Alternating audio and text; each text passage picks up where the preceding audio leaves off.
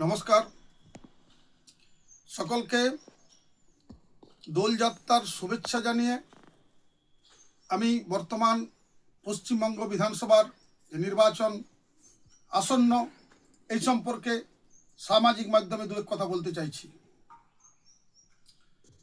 আপনারা জানেন যে 2026 পশ্চিমবঙ্গ বিধানসভার নির্বাচনের সময় চলে এসেছে। খুব শীঘ্রই নির্বাচনের দিন ঠিক হবে, কিন্তু আমি যেটা বলতে চাইছি, এই নির্বাচন আমরা সাধারণ মানুষ ভোট দেব, কেন দেব, কাকে দেব, এই বিষয়টি আমাদের মধ্যে আসছে, আমাদের মধ্যে ভাবনা আসছে যে আমরা ভোট কেন দেব, কাকে দেব, কিসের জন্য দেব। এটা আমাদের সচেতন রাজনৈতিক নাগরিক হিসাবে এই ভাবনাটা আমাদের স্বাভাবিক। আমি প্রথমেই বলি, আসন্ন নির্বাচনে যে বিবদমান দুইটি দল, ভারতীয় জনতা পার্টি এবং তৃণমূল কংগ্রেস, এই দুটি দলের মূল প্রতিদ্বন্দ্বিতা হবে। আপনারা জানেন এই দুটি দলেই প্রার্থী তালিকা প্রকাশ করে দিয়েছে। কেমন না, ভারতীয় জনতা পার্টির প্রাক্তন সভাপতি বর্তমান সভাপতি বলেছেন বিজেপির 294টা সিটেই একটাই প্রার্থী, তার নাম পদ্মফুল, মানে প্রতীক, বিজেপির প্রতীক পদ্মফুল। 294টা সিটে একটাই প্রার্থী পদ্মফুল। অপরদিকে গত বিধানসভা নির্বাচনে তৃণমূলের সুপ্রিমো মমতা ব্যানার্জি বলেছিলেন এই 294টা সিটে তিনিই প্রার্থী, 294টা সিটে তিনিই প্রার্থী। কিন্তু আমরা গত বিধানসভা দেখেছিলাম 294টা সিটে একজন তৃণমূলের একজনই প্রার্থী, মমতা ব্যানার্জি, অর্থাৎ তিনি আবার তার নিজের নির্বাচনী কেন্দ্রে আমরা শুভেন্দু, বিরোধী দলনেতা শুভেন্দুর কাছে হেরেছিলেন। অর্থাৎ যিনি 294টা সিটের প্রতিনিধিত্ব করছেন তিনি হেরে গেলেন। তার মানে তার কথা মতো যে বাকি সিটগুলো তাহলে তৃণমূল হেরেছিল। যদি মমতা ব্যানার্জির কথা মান্যতা দিয়ে আমাদেরকে নির্বাচনী বিশ্লেষণ করতে হয়, তাহলে এটা বলতে হয় গত বিধানসভা 2021-এর বিধানসভা নির্বাচনে মমতা ব্যানার্জি বলেছিলেন যে তিনি এই 294টা সিটের মুখ, অর্থাৎ তিনি নির্বাচনে আমরা দেখেছি তিনি হারলেন বিরোধী দলনেতার কাছে। তাহলে তার কথা মতোই হিসাবে তৃণমূল গত বিধানসভা নির্বাচনে 294টা সিটে হেরেও সরকার চালিয়েছে। আর বিজেপির বক্তব্য 294টা সিটে প্রার্থী একটাই, প্রতীক পদ্মফুল।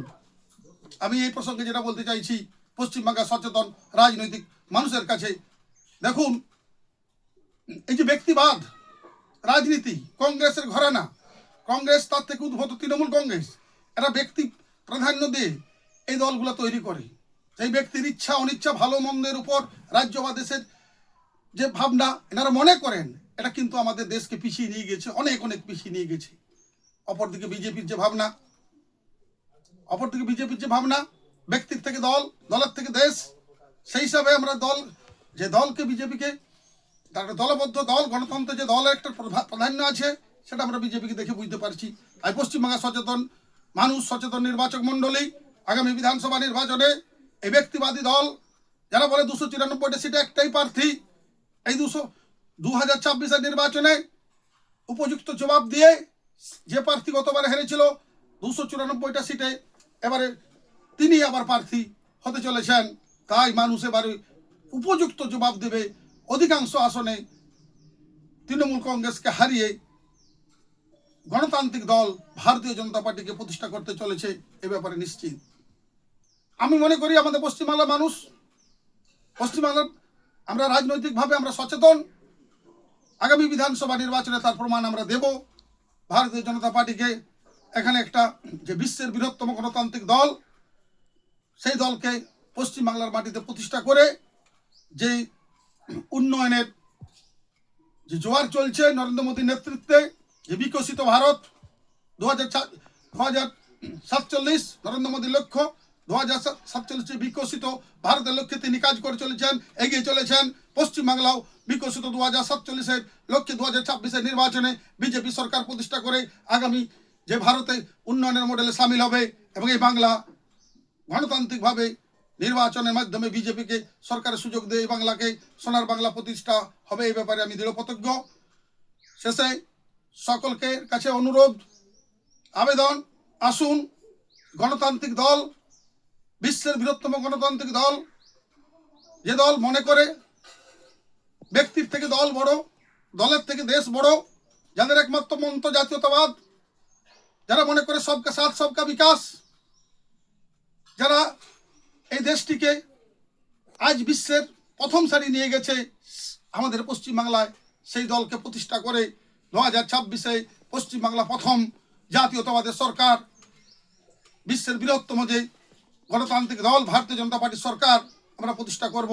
এ ব্যাপারে নিঃসন্দেহ সকলকে অভিনন্দন ও ধন্যবাদ জানিয়ে আমার ক্ষুদ্র বক্তব্য এখানে শেষ করছি। ভারত মাতা কি জয়, বিজেপি জিন্দাবাদ। নমস্কার।